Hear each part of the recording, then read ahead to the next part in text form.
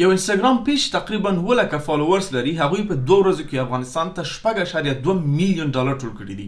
متاسفانه هغوی لیبل داسې ورکړی چې هغه افغانان چې افغانستان نه په تکلیف کې دي یا ژوند په خطر کې دی، مونږ غواړو هغوی د افغانستان نه بیرون انتقال کو.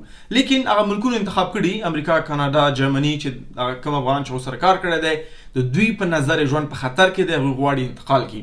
زه نه غواړم په دې مسله بحث وکړم ځکه ما جدا ویډیو جوړه کړې، تاسو کولی شئ هغه وګورئ.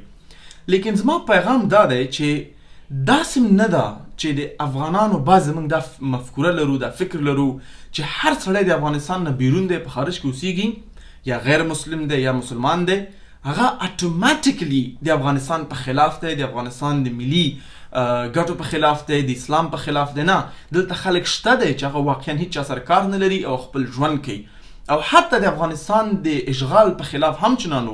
مثلا چې کله په عراق باندې حمله کېدله 1 میلیون کسانو پټیشن امضا کړی و په لندن کې، په یو کې چې تاسو د جنګ ته مه ځئ.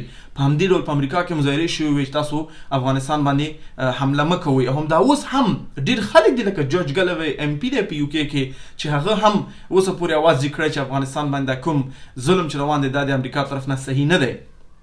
نو یو مسله دا ده چې دلته خلک شته دی چې واقعا هغوی انساني احساسات لري او د انساني احساسات د وجې نه نور انسانانو سره غواړي کومک وکړي. دویم مسله چې غواړم په همدې ویډیو کې ذکر کړم هغه دا ده، موږ افغانان تقریبا 15 میلیون د افغانستان نه بیرون ژوند کوو.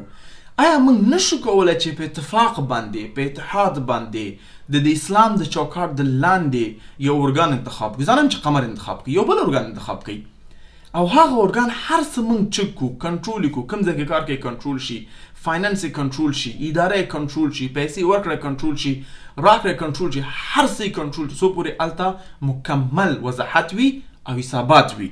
او موږ دغه ارګان ته زیات نه، هر یو کس دی، هر یو فامیل نه فقط $10 د میاشتې ورکو.